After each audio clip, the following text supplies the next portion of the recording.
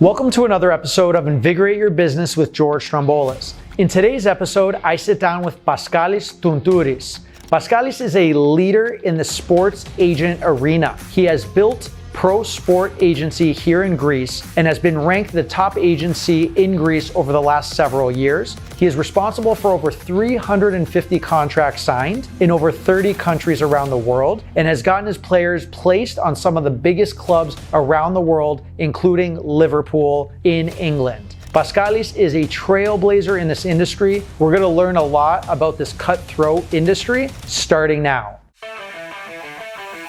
My name is Giorgos Stroumboulis, and I'm extremely passionate about traveling the world, meeting new people, and learning about new businesses. Join me as I sit down with other entrepreneurs to learn about their journeys. This episode of Invigorate Your Business starts now. So we are in Athens, Greece. We're going to kickstart this. I'm excited for today's episode. This is the first time that I'm sitting down with someone in the professional sports arena. Paschalis Tountouris, in English, Paschalis Tountouris. Is that how? Yes. Right, for the English speakers. You are a FIFA sports agent. You represent, several top-notch players here in Greece and South Africa, around the world. You've done 350 plus different deals in over 30 countries. That's a big deal. Your agency, Prosport, here in Greece, is the leader, has won awards, top agency in Greece the last 4 or 5 years, right? You started in early 2000s. You are the guy when it comes to soccer players being represented professionally. So first of all, congratulations. That's just amazing seeing Greeks kicking ass in this space. Thanks, George. Actually, for me, it's also an exciting moment because I would like to share my insight, and it's always good through you and through your podcast to communicate directly with the Greeks abroad, especially in the States and in Australia, where I know that your podcast is actually very successful. So thanks for having me here, and I hope that we will enjoy our conversation going forward. Absolutely. I appreciate that. And I'm lucky because I caught you at a period where you're not traveling, right? This next week, and you're like, this is the perfect time. So this is exciting. I just landed today. Sitting down here, we're going to jump into this. You represent players here. Let's talk about Greece specifically right now. You have so many professionals that are playing at major clubs around the world, right? True. We could get into like specific names, but teams like Liverpool, right? Just name some of the teams that your players are at. It was Liverpool, it's Wolfsburg, it's Sporting Lisbon, it's Celta Vigo, it's a lot of clubs over the years in different countries in the top 5 industries. Which for the Greek industry, it's quite huge because we end up as a country enjoying and watching them play at the highest stages in European football. Absolutely. You got into soccer. Well, you officially launched your agency in 2004, right? True. Which was a pinnacle year for Greeks who love soccer, right? The 2014. A few months before that. It was before you knew what was coming, right? I hoped. Yeah. So go back, like you see the progression of soccer in Greece, right? So 1994, Greece makes it to the World Cup for the first time. Fast forward, 2004, we win the Euros, right? Big deal. True.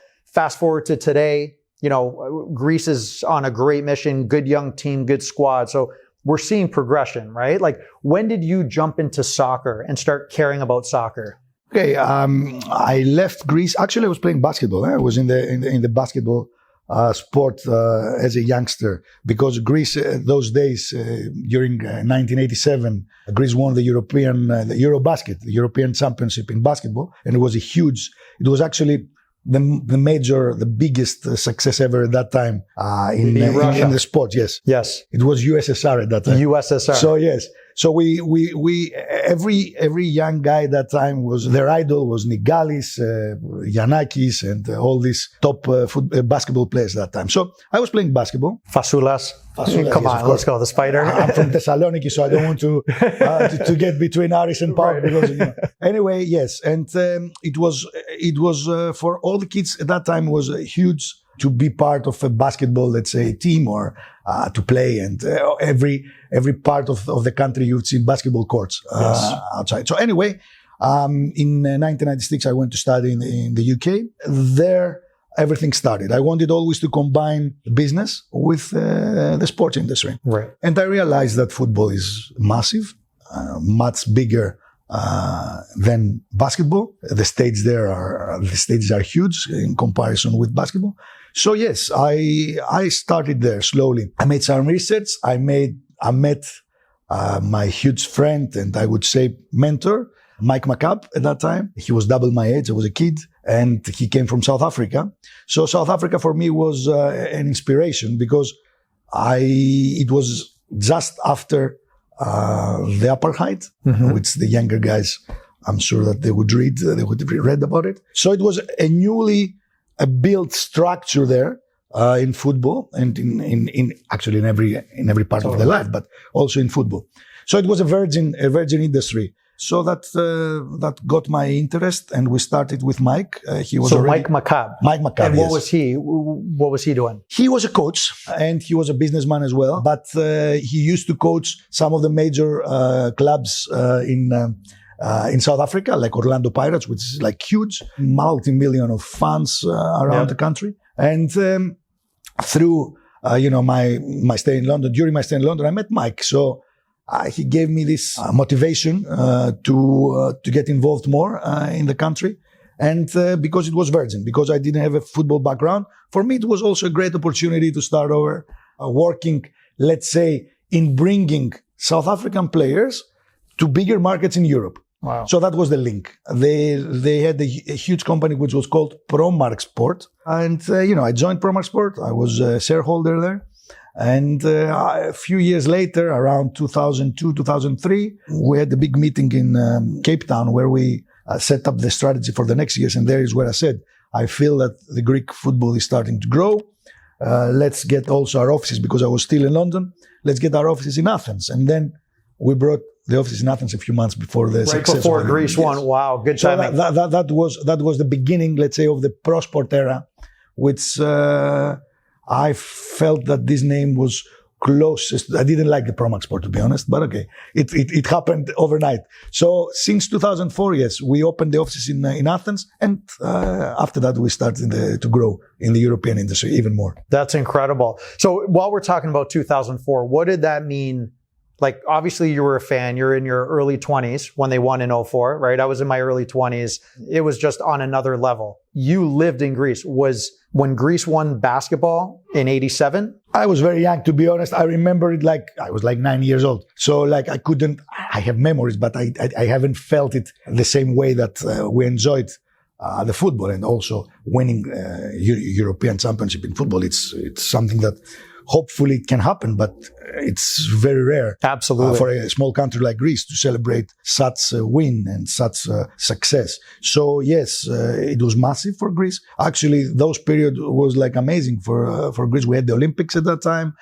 We enjoyed like so many successes in every aspect of individual sports, but also team sports like football. And economy at the time. Everything was just, I don't know if you had the privilege to be here at that time, or if you watched some videos on YouTube, but it was amazing. Everybody was celebrating. We were enjoying. The Greek people enjoyed it. And the only unfortunate event, because to be honest, that was something that was sad, is that we didn't get this opportunity to improve our industry, to improve football, to structure our football industry in a better way.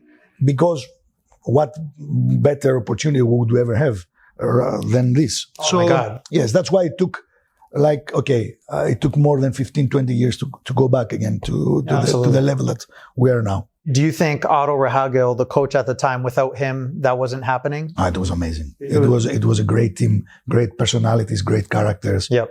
And obviously the leader was a guy that came to adjust with the Greek mentality in a very quick way and in a very amazing, unique way. Everybody loved him. Yeah. So you launched this right before the pinnacle of Greek soccer in a system that it's Greece, right? It's especially back then, like there's no system, there's no youth development, like when you go to Germany, right? Where there's tens of thousands of amateur players. So you come here at the time, Greece wins, you open up your agency, where do you even go? Like, are you trying to latch onto these players after they won? Like, how do you navigate that? So still the project was to transfer South African players from South Africa to Europe, but the base was Greece. So we're placing South African players in Greece, we're placing them in England because of the Commonwealth. It was easier for a South African player at that time to get a work permit rather than another foreign player to play in the Premiership. So yes, it was still the same structure, but at the same time we started to sign some young Greek players and Greek talents as well. So we grew the company. We managed to transfer some of the top internationals of South Africa to the major leagues, to the Premier League, to Spain, to Italy, to France. And through this, I started to gain recognition, to gain respect in the industry. People started to get to know me better. And also, I started to learn different cultures, different mentalities to deal with people from several countries. And we ended up dealing to more than 30 countries at those days. Yes. And the peak of this whole project was the 2010 World Cup in South Africa, which was something that was like a unique experience as well. Greece participated in that event. It was after the 2004, and we had a great team as well. So yes, until that time, until 2010, 2012, our involvement with the Greek players was not that big. We had the presence, but we were not like so much involved because there were too many things to do. Right. In 2010, that was South Africa World Cup. Greece lost to Costa Rica. Was that the World Cup? No, in shootouts? That was in 2016. We didn't qualify after the group stages. That's right. We lost from all the clubs from the teams that we played. Yes, okay, that's right. In the group stage. So you've represented Karagounis. For the listener that doesn't know anything about soccer or Greek soccer, Karagounis is like the man on that team, right? He was the captain of the 2004 team. Correct. I believe. So how do you even go about attracting talent? It was a milestone. I was in London at that time. For my career, it was a milestone, and maybe we could say, George, that this was a turning point for me to start getting involved in the Greek industry and build around it. What year are we at now? We are in 2010, 2011, if I'm not mistaken. I think we are 2011, more or less. Actually, 2012. It was the year that Greece participated in the European Championship, 2 years after the World Cup in South Africa. Greece was really struggling. No, sorry, apologies. Greece had a fantastic Euro. We ended up losing against Germany, if I'm not mistaken, in the quarterfinals or in the top 16 in the European Champions that time.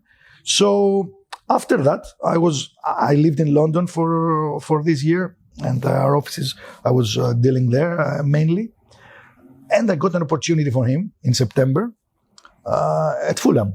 George actually was at his mid-30s, but always like him, there was nobody up to that point like George.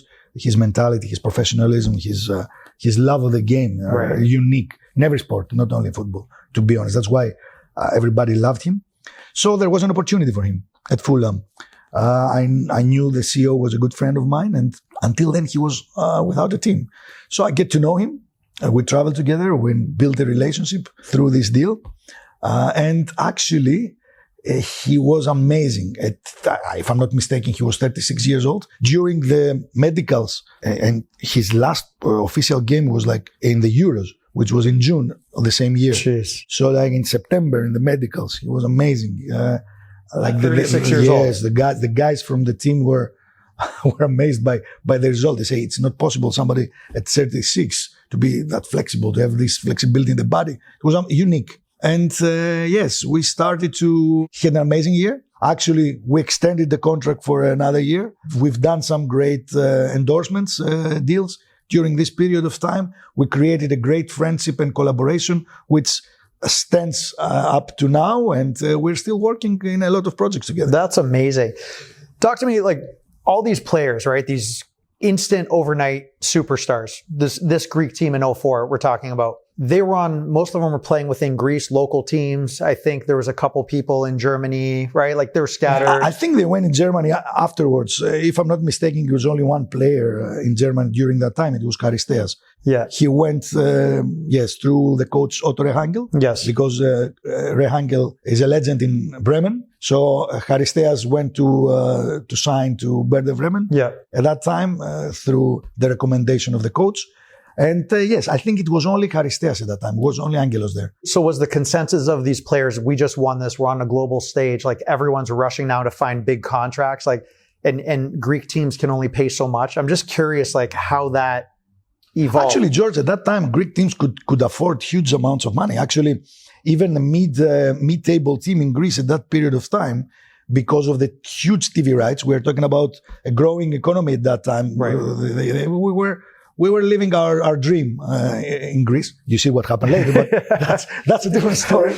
So yes, there were large amounts of money that an average player in an average football team could earn. So imagine the big teams were spending large amounts of money, and only now, almost 20 years later, we are able to reach the same salaries that we used to pay 20 years ago. In Greece. In Greece. So what is, because this is what I know a lot of the listeners are going to love to hear, like what is an average? We're not going to name individuals, or if we can, it's public information. We'll get to some of your players now who are making tens of millions of dollars, right? Like where we are today. But like Karagounis, Charisteas, these types of 5-10 players, what were they making before 2004, right? And then where did they end their career? For Karagounis, it's a different story because he had a 5-year contract that he was locked, only getting his salary, like 600 euros or something per month. He was playing for 5 years, Panathinaikos. He was playing for 5 years with that salary, but anyway, he was getting bonuses through successful games in Europe. But still, there were foreigners that were earning large amount of money. We're talking about maybe 1 million net or 1.5 million euro net or 500,000 euro net, which was huge amounts at those days. Big money. And they could compete at that time with an average team in the Bundesliga and even in the Premier League, because those markets didn't have this big gap that we are facing today.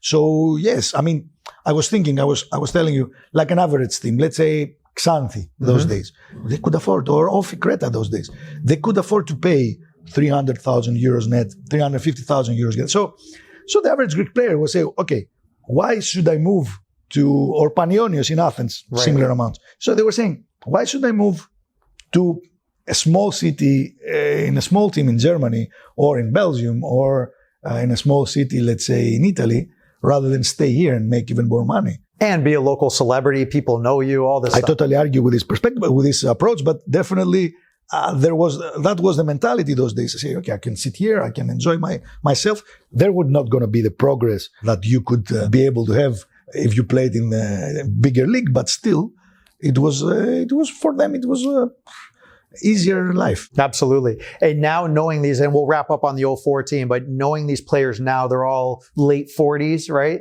Most of these guys, late 40s. Similar age. Yeah, similar age, right? Yes. We're a little younger, but they're in their late 40s. They've had successful careers. Like you're always seeing endorsements. I see a lot of them. Karagounis was just in Toronto a couple months ago. And then, they do these. He's traveling with Inter veterans like the All-Stars.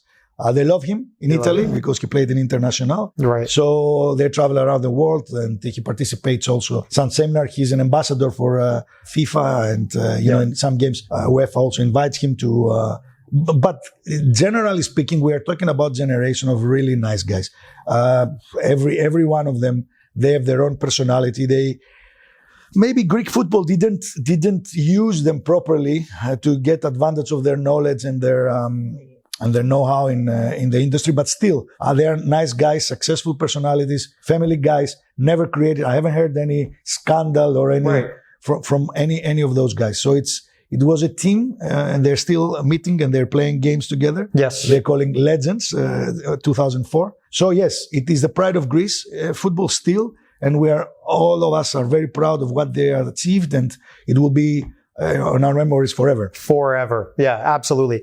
Really quick, 1994, Greece makes the World Cup for the first time ever. I go with my dad and my sister, and my cousin from Evia was visiting us, right? So we drive down to Boston, and it was Greece versus Nigeria, right? I think we lost 4-0, 4-0, and 2-0. You're talking about 1994 now? 1994, right? Okay. So I'm 12, 13 years old. We drive down, we're staying at the hotel. My cousin from... It was 2-0 Nigeria, just to yes, yeah, 4-0. Thankfully, 4-0 was the other two games. Yes, exactly. Nigeria was the best of it. The day of the game, we wake up. In the hotel is this guy, and my cousin starts talking with him. He's like, "You want to meet the team?" He goes, "Yeah." And my cousin knew Apostolou. There was a defender, number 4. Apostolakis, yes. Okay, so number 4, my cousin knew him. Okay, we go to the hotel. We go inside. Now, this is the day of the game that they're playing a World Cup game, and I had my hat on, and we're going for autographs. We meet the coach, Panagoulias. Alketas. Oh, The Alketas, okay. late Alketas Panagoulias, yes. Perfect. The top personality. We meet him, then we start going to table, we meet everyone. This is the day of the game, and what blew my mind was everyone was really nice, chill. I think they were just excited to be there. But I remember everyone's drinking coffee. Some guys are smoking. The day of the game was 1994, and we got our autographs. It was a dream, but it was just back then, you know, how they took soccer versus where they were and where we are today. It's a totally different way of approaching not only soccer, every sport that time. If you remember also the dream team in the Olympics in 1992, I remember Michael Jordan was always smoking a cigar before the game, or even in halftime, during halftime. Eating their McDonald's. Yes, you know, it was a different times. But still, it was, I think, a very proud moment of pride for the Greek communities in the States at that time. Huge. Because don't forget that there was so it was very difficult to communicate with a mother like Greece. There was no internet, there was no video calls. The news were very difficult. I remember when I was studying in the UK, we were buying the newspaper from Piccadilly Circus kiosk one day later. So in other words, so still there was a value in the news 24 hours later. Now it's not even 10 minutes later. Right. It's too instant right now. Yes, exactly. Yeah, absolutely. So yes, I mean, it was huge. And it was also a milestone for Greek football, the participation in the States, even though there is some bad publicity out of it, because Alketas decided to get the guys around to visit a lot of people from the diaspora. Yes. But still, I would have done the same, to be honest, because the love of the country and bringing the young generation of those days close back to Greece, back to our roots. Yeah, it's invaluable, and I wouldn't change it for any football win. Absolutely, it was just perceived from what I've heard that he was prostituting the team for his own pockets versus, like, you know, the Greeks, once they get a hold of a piece of information, they'll always spin it, right? Versus, like, all I know is I still have the memories, I still have the ball in the hat. Like, that was the most magical time, you know, culturally, right? We Greeks love conspiracy theories. Absolutely. Knowing Alketas Panagoulias personally, even though I was very young, I was like a kid, but we had also family relations with him. I would never believe that something happened like him. He didn't need it to do that at that time. You know, we're talking about a person that time he was already served as the national team coach of the United States of America football, soccer teams. So he was independent financially. He didn't really need to promote himself in the States. He was a legend already. He already had in that. The football. Yeah, not as a Greek, as an American figure, which is a big deal, right, in the States to do that. So you have so many players. I've always wondered, when you're a sports agent and you're at the top of your game here in Greece and in Europe, right? Top agency voted for the last several years, right? Like, that's a big deal. Right. And we're very proud and happy for them. Absolutely. And you have all your talent, your partners, your players. How is it managing? And I'm not comparing them to like having kids, but I'm trying to see, I have 3 daughters, and you always have to make sure each one's developing. Each one has attention. How do you manage so many players and making sure you're always giving them the best and the best deal and the best contracts and the best endorsements? And when they call, you're always available and they don't feel like you're promoting someone else. Like, I couldn't imagine. It's a daily battle. You're 100% right. It's not like growing kids, obviously, but there are kids. And going back from where I started, it's quite funny if you consider that, you know, the players that I was representing when I started my career were more or less my age, even older at some point. Right. George is a few years older. Sorry, George, I had to say that. Than me. So right now, when we meet the parents of the potential clients that we have, they are even younger than me. The parents. That's crazy. So like you just feel the change of the generation, but the challenges are the same. The structure of life and the family is the same. Maybe technology is different. You have other issues to worry about, like Instagram, how they use the technology and how does it affect them in their daily life. But the challenges are the same. And it's a cycle. Absolutely. You know? So yes, it's challenging. Everybody wants to be unique when you represent him. You need to show the same amount of respect, even if it brings you a contract of 10 million euros or dollars or $10,000 with the potential to develop and grow.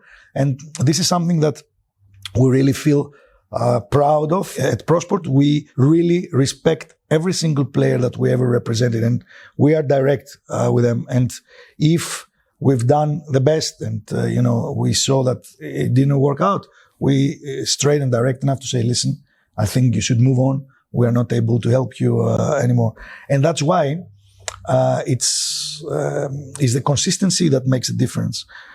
We are already more than 20 years in the industry, and we're still here, and we're growing, and we haven't reached our peak. And I have great ideas for the future, and we are very excited of what is happening and when the times is changing, when the technology is changing. We want to be there. We want to take advantage of every new innovation and also be part of it. And I'm excited, and it's really never going to stop. I think I will never stop doing this job for as long as I'm alive. Yeah. Well, we were talking off camera when we first met, and just hearing some of your ideas for the future, right? And what you're planning and the different segments and what you're trying to do. It's like, this is not just, hey, let's just try to latch onto some players and see where this goes. It's like, it's a vision, and everything that you're planning, from my understanding, will only help your pool of talent and your team and your partners, which is true. Incredible, man. Thank you for saying that. It's not just about Greece too, right? Like you started your career working with South Africans, coming up here and expanding.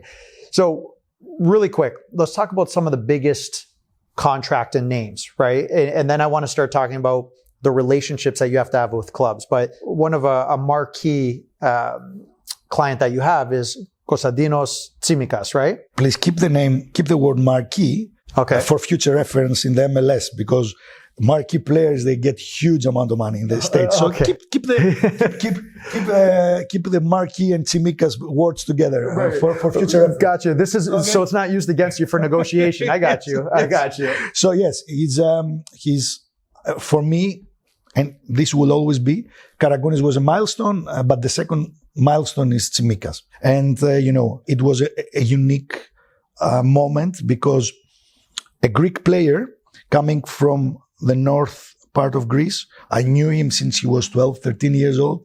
He had this attitude, this winning spirit, this great mentality since kid, confidence. He was amazing. And it was a unique moment, his transfer to Liverpool, because we're talking about a Greek player transferring from a Greek club with a Greek agency to the biggest stage in Europe at that time, because Liverpool in those days they were the Champions League winners, and they were the champions of England, of the UK. But actually, they haven't won since then. I hope this year it will be different. So this is 2020, right? Yes, when he got signed in 2020. Yes. Exactly, and they were still the winners of the Champions League and the winners of the Premier League. So it was unique. Jurgen Klopp approached us. We were working, since October, November for the deal to finish in August, to be finalized late August. And also we had to deal with the coronavirus at that time, the COVID crisis, which started in a few weeks after our meeting with the Liverpool officials in February. So it was difficult times, but it was also very exciting times. And since then, I truly believe that at the club's level, we were talking about 2004 generation, but at the club's level, I don't see any other player at such a high level to be that successful in the history of Greek football. I think Tsimikas is so far made it to the top. They respect him so much there. They love him. Superstars, they love him. He's the closest friend of Mohamed Salah, who's a legend, world brand. Alexander-Arnold, Van Dijk. You can feel the respect that the club and his teammates hold for him, and that's why I still believe this season he's doing great, and I'm sure that he's the number one Greek player ever, the most successful Greek player at the club's level so far in our history. That's a powerful statement to say that, right? And you were able to help him negotiate this deal. A lot of questions here. Walk us through the cycle of, you see a 12-year-old who's got this attitude and you're like, okay, I see something in him, to signing up. It's public information. We could talk about his contract. Yeah, it's okay. 17 million euros, right? In 2020, signed a major contract. How much was he making in Greece versus there? Walk us through the cycle from 12 years old to signing that contract. And then even for him, I would love to get in his mind, you're signed to Liverpool. That's amazing. But the next day, the work starts. True. Okay. He's unique, as we discussed.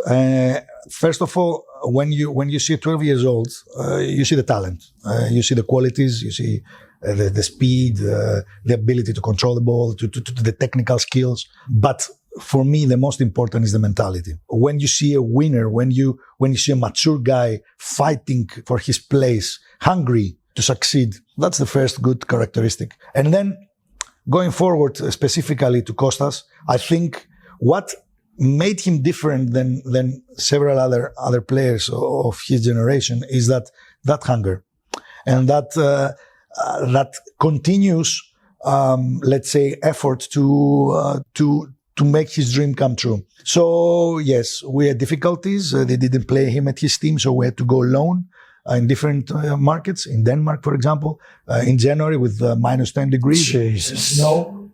But you know what? In every team that we transferred him or we loaned him at that period of time, the directors, the coaches, the teammates were in love with him. So directors were telling me, listen, could you bring us another Tsimikas, please? Another left back?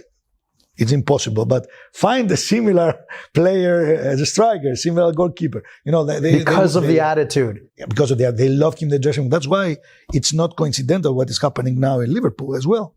He's like a unique guy and unique personality. He's got it. He's got this star mentality from birth. And, we've been together for so many years. He's a loyal person. He's a family guy. You don't see him in any scandal as well. Right. Hopefully, and that will remain like this. It will remain like this. It seems like it's about his career, his dogs. He seems like a good guy. Exactly. You know what I mean? Like he's one of a kind. So going back to the transfer, we had many options. Okay, because he had a fantastic season at that time at Olympiacos. They played in the Champions League. So we had a lot of options. Olympiacos was the biggest brand, and still is one of the biggest brands in Greece. There are 2-3 clubs at the same level. And a global brand, like Olympiacos is a global. But it was the years that Olympiacos was consistently the champion of the country. So it was a big stage as well. Sure. We have to give credits to them by doing exceptional job also to the Champions League competition. And yes, it's they managed to really promote. They played against Arsenal in England, and that was a turning point also for Liverpool to be convinced that this guy can be our next, let's say, left back. But as I said before, we had from very interesting football projects, we have a serious interest for him. But he chose, as an agent, I showed him all his options. We discussed everything, but he chose Liverpool. He chose Liverpool, even though he had to fight against Andy Robertson. At that time, he was the best left back in the world, and he had to fight for his place. But he didn't care. He was there. He was right after there, challenging himself and getting to the point that yes, it's hard. I respect the other player that but I will go for it. I'll try. I believe in myself. There are also a lot of games: Champions League, FA Cup. Carabao called now, it's the League Cup in England, the Premier League. So there are like more than 55, 60 games in a successful season. So yes, I'll get my chance, I'll get my opportunities, and I'll show the people what I can do. That's incredible. So 2 things there before I forget. I want to talk about 12 years old. Like when can you actually sign someone? And then the other thing is you're presenting as an agent all these options before he picked Liverpool. Is that you? Like, I want to get into the mind of an agent. Like, you're calling these clubs. I have this player. What's your offer? Like, how does that work? Okay, everybody has a different strategy and approach. Going back to your first question, about 12 years, it's too early. 12 years, it's very young. Now FIFA has some new rules and regulations about minors and the players that you are able to sign. You need to have a special permission to sign under 18-year-old players.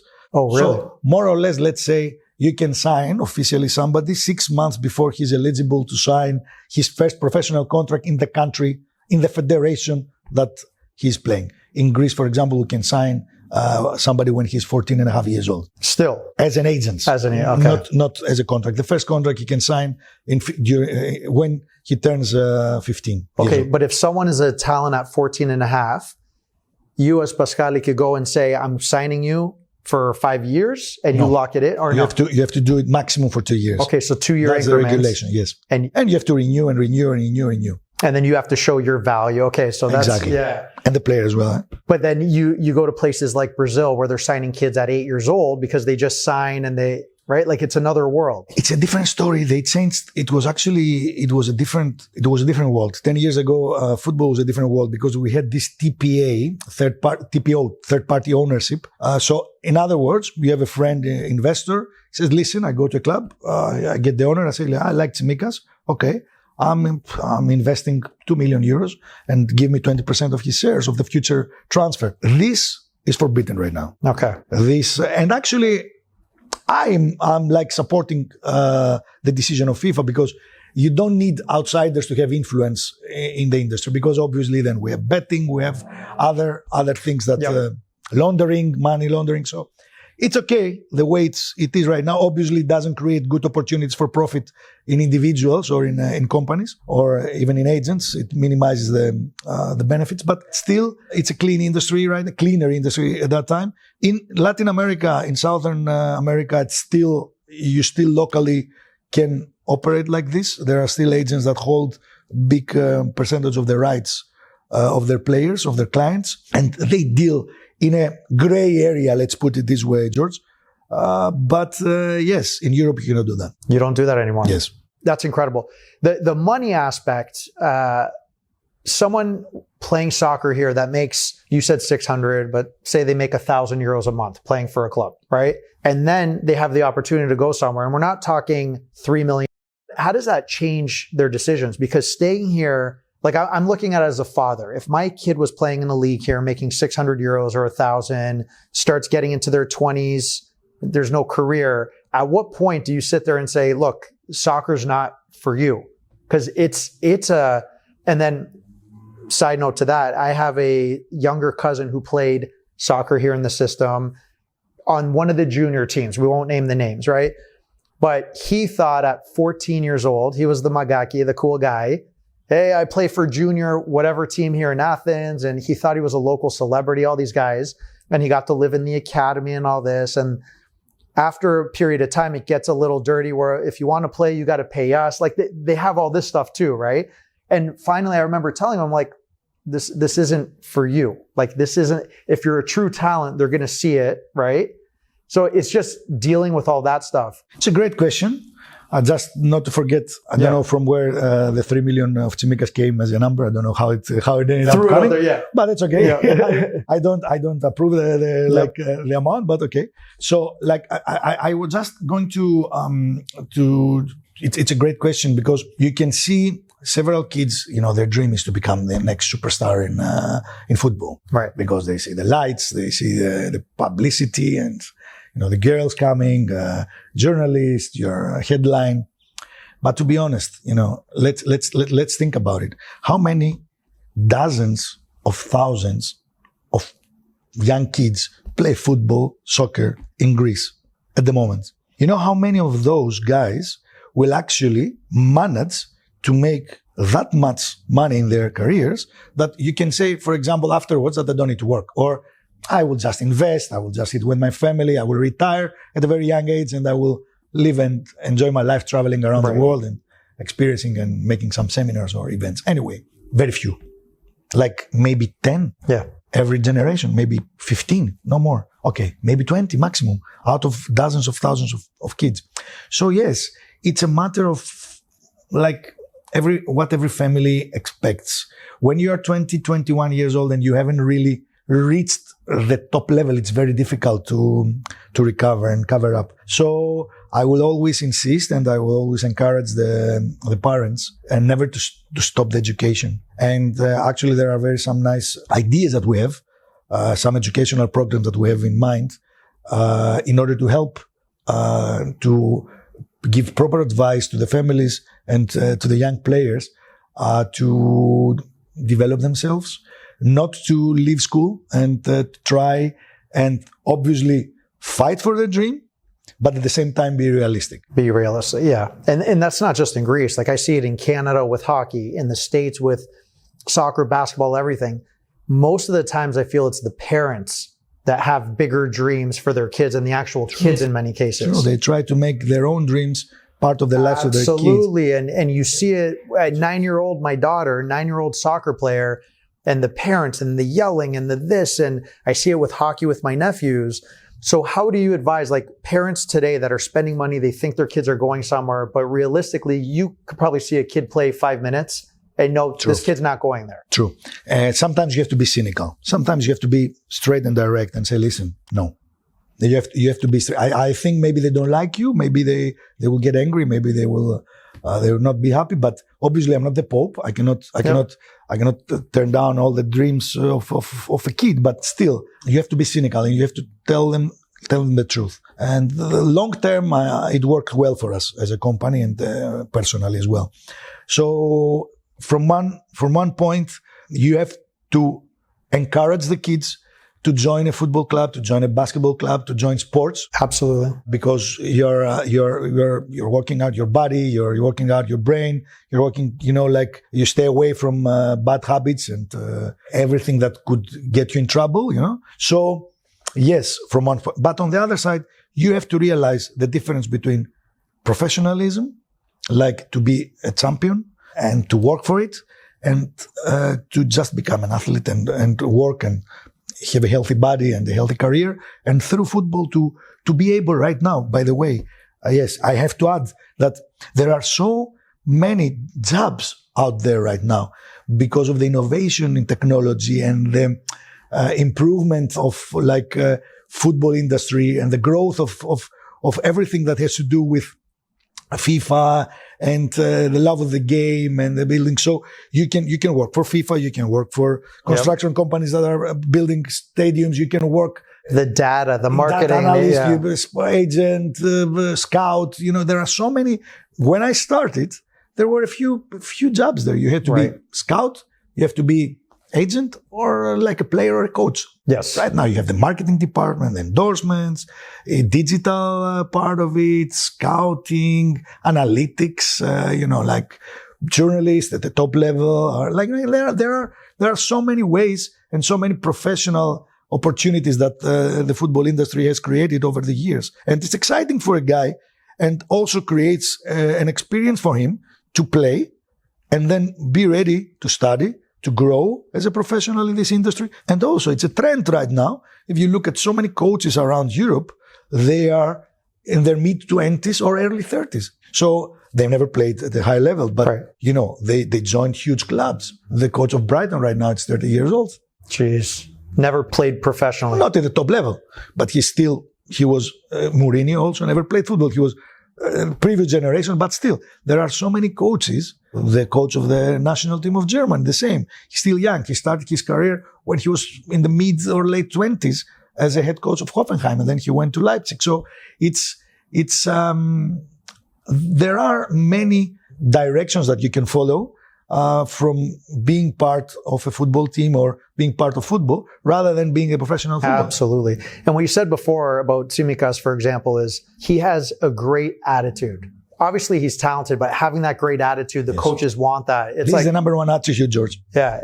That's the mentality for every player, and we're not going to talk only about Tsimikas. Listen to this. Sorry, parents need to listen to this because it's not how great you are only. It's the attitude. It's so important. And this is also part of their responsibility as parents, our responsibility as parents, to help the kids get, their own personality and their own personal behavior, not to force them to become something that we dream or something that we like them to become. We have to give them the space to develop their own personality and to develop their mentality in a way that they are happy. So yes, I think if you leave your kids free and if you don't put them under pressure or if you don't force them to do things that they're not happy, it will be definitely helpful. And I'm not a psychologist, obviously, but being a part of so many families in their decision making and looking at kids growing and as I said before, it's a cycle. I can have an opinion on what could make the kid successful and what could make a kid problematic. Yeah, absolutely. That's very interesting. So we talked a lot about a particular soccer player, right, in Greece, but you represent so many up-and-coming players that are on the national team, players that are playing on international. Like, can you name some of the other names? Yes. For example, some similar characteristics with great mentality, strong personality, great attitude is Konstantinos Koulierakis. We finalized his transfer to Bundesliga, to Wolfsburg from PAOK Thessaloniki. Amazing guy, amazing boy, 20 years old, starting 11 of the Greek national team already. Incredible. Great potential. I have to mention also Anastasios Douvikas, where we did a deal to Celta Vigo, which is one of the most historical teams in La Liga in Spain. So he competes against Barcelona, Real Madrid on a weekly basis. He's also player of the national team. And also, some other guys that we said how they developed. I'm very proud of Dimitrios Kourbelis. He's playing in Championship in England, which is the second division, but it's the sixth best league in Europe and very difficult, very demanding competition. And he was nominated as the player of the month for a few times already in his career. He's a star player there, and there are not a lot of Greeks that manage to do that. His name is Dimitrios Kourbelis. So, and he grew and developed his game over the years. He's now almost 30 years old. He's still 29, but he keeps improving his game, and he's also a role model by how hard he worked to get there, and his patience and his decision making on his career path. Wow. Yeah, that's it. And a lot of these players are representing a really strong national team. Like, they've been doing great recently. All of them are internationals. At some point also, we're talking about Dimitrios Kourbelis, who is among the captains of the Greek national team. And we transfer him to Saudi Arabia. Another topic maybe for some other podcast in the future. Right. For me, that was also a book by itself. So yes, we represent some great guys and some top professionals. That's incredible. You touched upon just the international aspect, right? How is it dealing with clubs? So just walk me through, you have a player, you think he is talented. Do you have a number in your mind and then try to seek clubs? Or how does that process actually work to find this player a home? Okay, there are many parameters. Okay, first of all, where is the player plays? Don't forget the important factor, the players don't belong to the agency. The players belong to the clubs that they have signed their professional or amateur contracts. Professional contracts, or they are amateur in some youth clubs or academies. So we are just there to support every different project with every different way. For example, if a player belongs to a club like Olympiacos, like Panathinaikos, AEK or PAOK, then you try to understand if he's a regular player, he's a young age player, then there is potential, the price tag more or less and then you try to find the right club that could be the next step for his development and for his career. We have great teams. We have teams that have successful seasons and years in European competitions over the past 2 years, like Olympiacos won the Conference League last year. So we are, but we are still 3 or 4 steps below the top range European club. So every player has to make the right steps to develop into a world star. And it's difficult to make the step from Olympiacos to Liverpool. It's quite tricky and difficult. But for Tsimi it was good because he played also in the Netherlands during his loan period from Olympiacos. And also he competed with the national team and in the Champions League competition. So that could make things easier. But normally you have to to adjust your dreams and make them like a bit more like you have to make more wise decision on where you go to your next step of your career. That's why I say everything is different. Depends where you play. If you are in a small or average team in Greece, that gives you bigger flexibility to approach clubs that could afford your transfer fee. Because when you play to a mid-table Greek club, it's cheaper for somebody to get you out. Right. Rather than when you play to these top 4 clubs, it's more expensive. You need to approach bigger clubs, but at the same time, try not to ruin the potential in the career of your player. Because if you go to a club and you don't play regular football, it's difficult. It's difficult. And then that's where other agents will probably promise the world and they get in each other's head. Talk to me about transfer fees, right?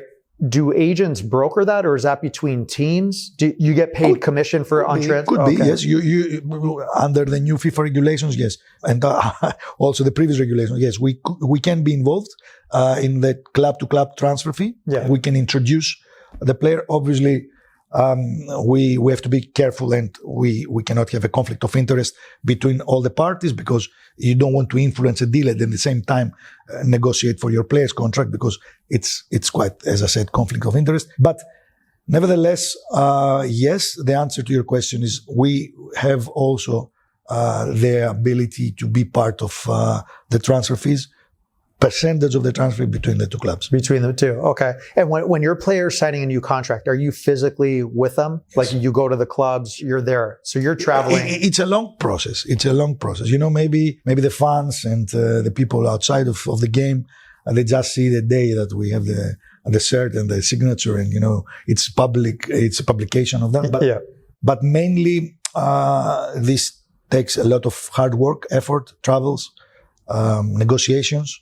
Sometimes the negotiations don't go the way that you are expecting them to go. So you just have to be patient. You have to have a client that he really trusts you. And that's important. That's a big factor of success, because you don't have to convince also your own party that your, let's say, ideas are the right ones. So yes, if you be patient and you have a good communication and collaboration with the players, always things go smoother, faster, and more successful. Right. Your player signs a big contract. They have money that they didn't have. Do you coach them? Do you have someone on your team that coaches them about finances? Yes. Hey guys, don't go buy 10 cars. Don't like. Do you? How much do they listen to you on average? Is it well received? Another great question, George. Actually, I'm sure that you must have read an article about the NFL players. NFL, I think, correct me if I'm wrong, the players make even more money than the NBA. So there was an article I was reading like a few years ago that 75% of the players that they were NFL professionals, they get bankrupt only 5 years after their ending their career. Yeah. So, by the way, there's a documentary on Netflix that talks specifically about NFL players. Okay. And their average career is, I believe, 3 years only. The average career. Because you have the big linemen, then you have the quarterbacks. So yeah, please go on. So yes, but they get bankrupt 3-4 years after their retirement. So yes, it's a problem. It's a problem because, you know, we're talking about young guys. Yes. And we were young guys. When I was making my first money, as I said, starting my career early, I was spending like crazy. You know, you cannot hold them. It's adrenaline. It's and by the way, sometimes I'm not against some type of spending, because by spending you change your status. And by changing your status, maybe you gain more confidence. And by gaining more confidence, maybe you can compete against these top athletes around the world if you want to get to the new level. Obviously, not overdo it, but yes, we advise them. There are some financial advisors that we use that not internally, but also outside the company. We've seen some success over the years in the real estate or in the stock market.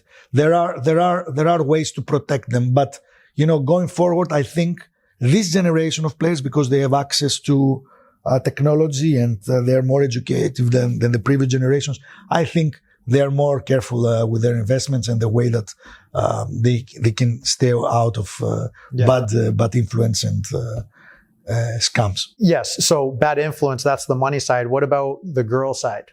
The girl. Yeah, like just girls in general, like you're a professional soccer player, girls are throwing themselves at you. Many of them want to get pregnant, so they have security. Like how do you balance that as an agent to make sure your players have their mind right? I have a great team around me, great people, top guys that really do great job in the daily service of the players, talking with them about everything that has to do even with the private life, with the personal life, giving them proper advice. But yes, imagine now with the social media. I mean, Instagram, it's how many girls come across to all the superstars, the players. It's massive. Crazy. So yes, that's why we go back to what we were discussing before about the mentality and the personality and how dedicated you are to follow your dream and don't get interrupted by other, let's say, means. Yeah. This is a tough market in general. It's very competitive in Greece, right? Someone opens up a bakery here, they go across the street. It's just Greek. They do it the same outside of the country as well. Yes. In the States, Canada, we have that. I would imagine similar to real estate agents in Greece before the crash, everyone thought they were a real estate agent just because they sold someone's property. Was it like that from a sports agent standpoint? Like, oh yeah, he's my cousin, I'll be his agent. But it's not only in Greece. Everybody's an agent all over the world. Right. Like especially now with the immigration that are coming from countries that football is in their DNA, but they're like in less developed markets than European countries. So, for example, like what, African nations? Nations, or like Northern African, especially, yep. Or even Eastern countries like Turkey, like even Iran. Like immigrants that are moving to Belgium, where they see the growth, or the Netherlands, or Northern Africa. Like every people like that, they are getting into the European communities and societies. They want to become agents. Yes. Because they feel through that they can really get more money, they can get a successful career. So that's why finally, and I'm very happy of this, FIFA has, in place some new regulations that you have to have a license and you have to take exams and you need to study. And for us, it's good. And the protection also of the players and the clients, So suddenly somebody cannot just wake up in the morning and say, okay, I'm an agent because I am a restaurant owner. Right. George, who is a superstar, George Stroumboulis, the next superstar of football. He's my client in the restaurant. So, so now I'm an agent. Some of the biggest agents in the world started like this. The late Mino Raiola, he was working in a restaurant in the Netherlands. Jeez. So yes, okay, you cannot avoid it because everything has to do with personal relations and the trust of the player. But we have to be realistic as well and give the guys the proper advice. Some parents. We've been said that, I want somebody that is next to my kid 24/7. It's not the attribute to be there 24/7. The best attribute for an agent is to be able to assist you, to help your kid create a strategy for his career, and to be there also after his career ends. Like we're calling dual career.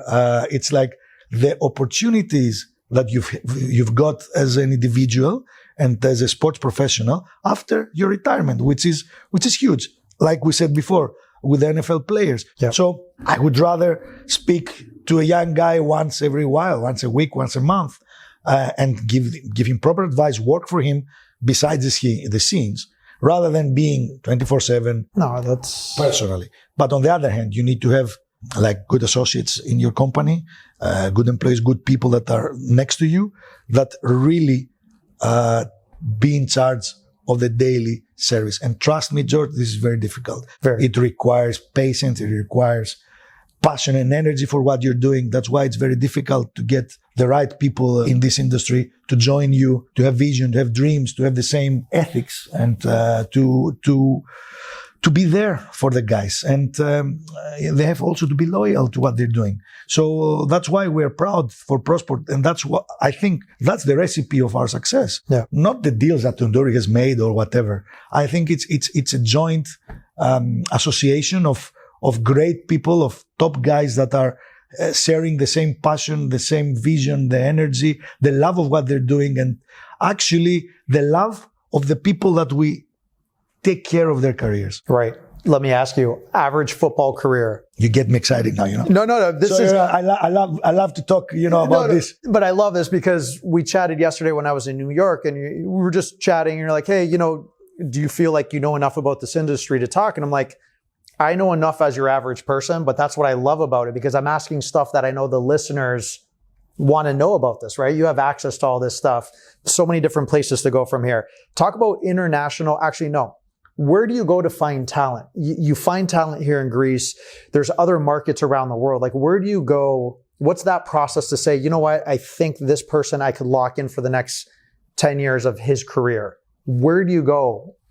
And I know you can't give away all your secrets. No, of course. But obviously, it's not, it's not easy for us to provide the proper service to many players. So we are very selective on who we're bringing aboard to our company. Greek industry is quite small. So with our network, it's easy to identify 10, 15, 20 players every year that potentially could develop into something special. Starting where? Like where those 10, 15, are they 15 years old and above, 12 and above? Like where? Could be 14, 15 years old, 16 years old. Sometimes there are some late developers, 17 years old, 18 years old.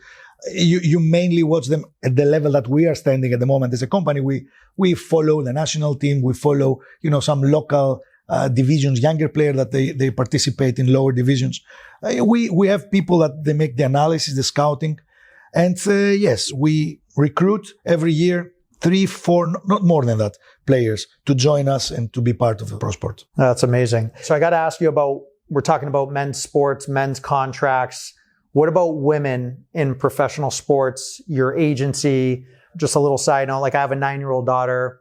Right now, she wants to be a lifeguard and a professional soccer player, right? Last year, we took her to see Alex Morgan. If you know Alex Morgan, she's like the biggest female soccer player in the USA, Team USA. We take her to go watch, and she was just in heaven, right? So obviously, those are her dreams right now. You don't want to crush them. But what are you seeing for women's soccer specifically globally? It's growing. FIFA is supporting it so much. They try to promote it as much as possible. I'm very happy that your daughter is joining our sport. Because really, if women start to get involved more and more and more, you will make it more, let's say, sexy industry. And I'm not talking about any sexist comment. I'm talking about like you can make it more, let's say, popular. And every person, like every family could be like yours. Like you can have a girl that you can get to the training. In Greece, we are still quite far from that. But right now, there is a big effort from our federation, also because of the central advice from the FIFA to give support, to promote the female athletes. And we represent right now a Greek girl, Thomai. What's her name? Thomai Vardali. Okay. She's the captain of PAOK and she's a national team player. She's a legend in Greece. Let's say the Greek Karagounis. Let's put it this way, the female Karagounis. And yes, I truly believe that over the years we will see the growth. And we're trying also, I believe that the sponsors that you can get from a female athlete, they will be more interested in investing rather than the male athlete. So I think there is room of improvement. And yes, it's quite exciting what is happening with the women's football over the world. That's incredible. And, in Greece, Olympiakos, Panathinaikos, do they have junior academies like they have for the boys? Like, does that exist or not yet? Not yet at the level obviously of the boys, but they're starting. They're starting to create. They're starting to develop to create, academies of young girls. But to be honest, we are still far from where we can get. But it's moving in the right direction. Yeah, it's good. And as I said, it's good for the sport. It's good for the popularity of the sport to get the women more and more involved. Yeah.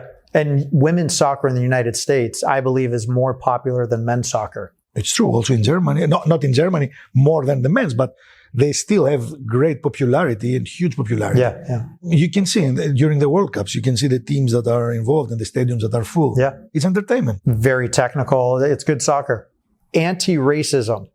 You started a campaign. Was this because of dealing in South Africa and you decided to start a movement? Like that's something you don't hear of in Greece, especially in the past to start an initiative to bring related parties in, because there's been a lot of racism in soccer, right? Over the years, when teams traveling to certain countries and throwing bananas on the field or saying slurs, like there has been a lot of racism. So what motivated you to, out of Greece, small Greece, to start an initiative like that? First of all, the mistake that we're doing in Greece, I suppose also in the States and throughout Europe, is that we make it, the racism, we make it a political issue.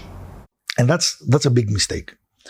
And I think the reason of this is because the immigration problems that we faced as communities in the Western world, let's say, made us to be a little bit scared or afraid of somebody who is foreigner. For me, I totally have separate issues between the political beliefs and the racism. Yeah. And if you have this approach, I think you can really deal with this with the right, let's say, approach, with the right, you can go to the right direction, in my opinion. So yes, we worked hard because of my involvement in the South Africa, and I've seen the poverty.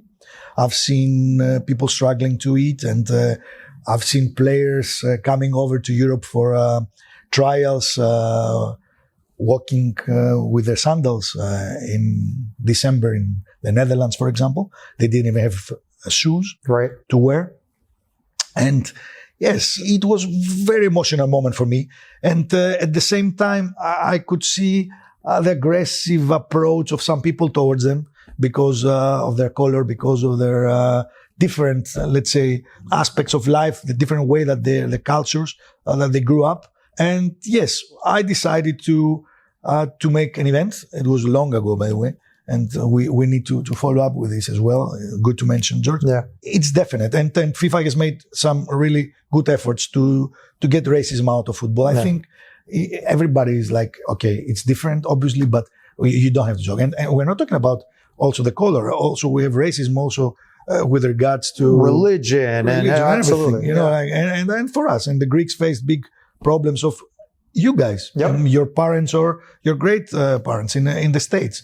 We are facing the different always is problematic for some local communities, and that we have to separate it from the political issue, because it doesn't make you, let's say, liberal or like conservative if you are racist, and you are the good guy, or democratic, or like if you're not racist. So Absolutely. We have to exclude it from this discussion. In 1995, my cousin visits me from Kalamata, Greece, in Niagara Falls, Canada. First time he's ever left Greece, comes to there. And we're walking down Niagara Falls, showing him the tourist spot, and he sees a black person walking across the street. First time, he takes out his camera and he takes a picture. I go, "What are you doing?" Because I've never seen a black person in my life. This is 1994, 95 from Kalamata. If that were to happen today, it would be taken in the wrongest way. And that was a good motive. That it was pure. It was like, oh my God. Because it was the first time that she ever saw something like Absolutely. It's no different. I go to China now with my business partner. He's a redhead. People will stop him in the street and have the kids touch him because red's good luck, and they think he brings good luck.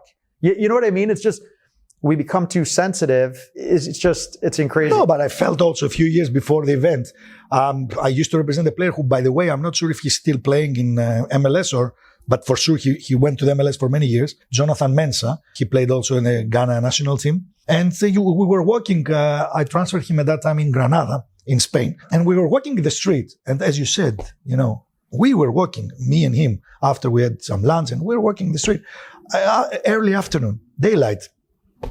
And there was a car, and they threw bananas to him in front of me. So I cannot understand, and that's why these guys are really suffering with these things, and they get angry, and they have our full support. And not to forget, I haven't met a single player, at least from our guys, that has ever faced or dealt with teammates on a different way because of their color or stuff like this. Especially the Greek guys and the Greek players. Yeah, they love everyone that's coming to the country. We never had problems of racism with the Greek community. I think our people are very friendly, they love, the foreigners that are come here. And I think it's part of our culture because we're a country of tourism and of service. So yes, I think it was also in our mentality. We never had problems as a country to welcome the different culture, the different color, the different... No, absolutely. And then when people say, oh, Greece may be racist or not, well, you have a small country, 10 million people over the years. It's been occupied by so many different powers. What I think Giannis Antetokounmpo and his family did for this is incredible for the country, but it's also sad, in my opinion, that it took someone to be a superstar basketball player for everyone to be like, oh, he's ours now. Well, George, but I say this really quick. I say this and people challenge me. They say, that's racist what you're saying. I'm like, no, it's the opposite. We're all equal. But before Giannis was in the NBA, superstar, he was just selling CDs. He didn't have a passport. But then let's discuss now the political aspect of this and forget about sports for a moment. Let's assume that, everybody who came over to Greece got the Greek passport. Wouldn't that be a motive for other people from those countries to jump in to the Greek, let's say, country, Greece, to get the passport or to get the benefits? Wouldn't that be an extra motivation to come over, a motive? So, like I said before, it's a delicate road. Absolutely. I totally agree with you. You don't have to become a superstar in order to get the passport. But they were unfortunate to be born in countries much poorer than our level of living in Europe. Then we would give them a signal, come over. Absolutely. It's a paradise for you. And then how many people could Greece, let's say, welcome? You can. Yes. And how sad is it when Greece was barely surviving, and this is the America entry into Europe, we have problems. Passport aside, my biggest thing is they were just, for example, Nigerians, not Giannis in general. Oh, they're Nigerians and they're selling CDs or whatever. But he gets that. Now it's like, oh no, there are people. That, like, for me, it's like... Oh, I agree. But he helped these... We are proud of Giannis, regardless Nigeria and Greece. We are proud of what he achieved and the loyal way that he approaches the family. He's a role model for all the young guys, for all the older guys, he never created problems. We are very proud of him, regardless where he comes from. And in my opinion, he was born here. The education here, he got education in Greek school. Yeah. He got basketball in Greek teams. He had the health system that they had approached. They had the ability to entry the health system. Obviously, there were some idiots out there that probably made some bad comments or they were aggressive against them. But they are idiots. We don't even waste our time talking about them. But yes, I still believe that the Greek community is mature enough, and in the States you also have massive problems with racism. Massive problems. In Greece, I think we are in a better place than other countries. You see the difficulties they have in Northern Europe. You see the difficulties they have in France. You see difficulties they have in the States. I think it's everywhere. So yes, we are really proud of him, and I think he's a role model of every professional athlete. Absolutely, absolutely. He's incredible. My final comment on Giannis is where I really saw a clip, and I'm like, I love this guy. Early on in his career, he's playing at Madison Square Garden. He leaves the game. When he leaves, he goes outside. There's a bunch of Greeks waiting. Giannis, sign. They had a flag. Sign the flag. And he goes, I don't sign the flag. You got to show respect. And I'm like, it was just really nice to be like, this guy is more Greek than any one of us. You know what I mean? Like, just passionate. Unbelievable maturity. Yeah, to think at that moment, not to create this kind of trouble. You need to be intelligent. You need to be mature. And, that's the mentality we were talking about before. Absolutely. A couple more topics. I know you've been amazing with the time. I feel like we could talk forever. I want to talk internationals, Americans coming here, investing in teams. Like, what are you seeing? Like, you see a lot of Americans have invested across Europe in sports teams. Yeah. Are you seeing any here with Greek teams? Okay. First of all, we are really, you are really, let's say, the beginning, the States, they are our dream for everybody in the way of marketing, the value of the sports teams and in the industry. We love it, and we try to follow and get ideas for our future, because the innovations and the technology is far further than us.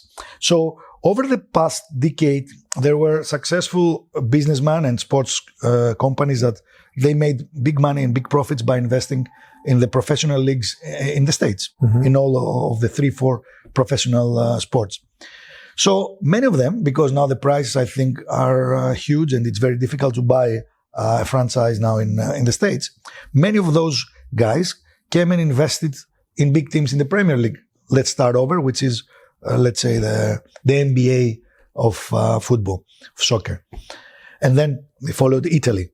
And they started to invest in Europe, and this is good because suddenly, the new investors came, fresh money coming from the other side of Atlantic, and it created a good opportunity for the teams to get some international exposure, get some funds, and start bringing this like investing opportunities throughout Europe. And I think Greece right now could be a very interesting destination, not only for Greek Americans, but also for American investors, because we are a very good tax-friendly country. We are a beautiful country that you can really invest in several other aspects. And you can have a great time also if you are an American or a foreigner, that you can spend also some good time and at the same time combine it with a good investment in football. Plus, our football is growing. Our football right now could be considered in the top 20 in Europe, top 15 in Europe, and we are still growing. We are a virgin market, and it could be interesting for everybody in the States, for every serious investor to come and have a look of the potential that we have to building new infrastructure, to build, like around football, many possibilities and opportunities to grow the industry around it, and that could give a great investment opportunity for every American, I think. It's amazing. Yeah, and it's paradise here. If you can make money and enjoy the lifestyle, it's paradise. 3 really quick rapid fire type questions, right? So what's the most memorable match you've attended as an agent? Okay. I have to stuck with Tsimikas again. I with my closest associate Andreas, we're in Belgium, and we're watching a player of us, a game of Kortrijk. At that period, Kostas was playing on loan to Willem. Willem is in Tilburg, in Netherlands. It was a driving distance of 2 hours, 2.5 hours. So we could have 2 options: either watch the full game at Kortrijk and drive and watch the second half in Willem, in Tilburg, or watch the first half in Kortrijk and manage to be on time and watch the full game at Tilburg. So thankfully, we decided to do that. And we arrived just before the start of the game. And it was amazing. It was one of the greatest games that I really had the privilege to watch. It was the final result was 3-3. Kostas scored in the halftime a bicycle goal. It's amazing, with the rain, with the red cards, passion, energy. It was not Netherlands. It was like you watched the final of the World Cup. And for me, the first game that came into my mind is this. That's incredible. Let me ask you, when you're not negotiating contracts, traveling the world, finding the next greatest talent, like what do you do to get your mind away from this chaotic profession? I spend time with my sons. I enjoy talking to them. 2 sons, yes. Okay. I spend time with my sons, and also I do some training myself. I try at least, but I enjoy spending time with my sons. It really takes the stress out of my Do they brain. love football? One loves football, the other one loves basketball. So let's see. But they're still young, so they still have dreams. I heard you already signed them to a contract. No, I think I will give them to another agent if they manage to play at the high level. Yes, I'll give them away. No, I'm not going to be the best agent for me, because we were saying that the parents need to stay out and we're accusing them for being close, but if you're a parent, it's difficult to absolutely not to get involved to the growth and the life of your child. Absolutely. In closing, anything you want to share with the listeners? We're going to put all the links up. We're going to share everything about you, your company, what you're doing. It's been amazing. As I said, for me, right now with the new technology and the opportunities that are coming, I really highly recommend to the Greek Americans and the Greeks of diaspora to visit the country more often, to come invest in Greece, invest in football, invest in the industry here, because, we have the privilege to live in the most beautiful country in the world, and you have the privilege to have your roots from there. Yep. And it's a country that right now it's still developing, and there are so many opportunities out of there. And plus, obviously, if there are some great Greek American talents that are growing, and the MLS is doing fantastic developments over the year, they could even be part of Greece. I haven't, if I'm not mistaken, I haven't seen a Greek American for many years joining the Greek league. So yes, it's time. Let's invite them to be part of it. I love it, man. Thank you so much. This has been incredible, and I appreciate your time. Thank you. Thanks a lot. Thank you, brother. Thanks for listening to this episode of Invigorate Your Business with Giorgos Stroumboulis. Please hit the subscribe and like buttons and follow me on all the main podcast streaming channels. Also, please share your comments when you can. I appreciate your help in expanding this network to a worldwide audience. Until next time, stay invigorated.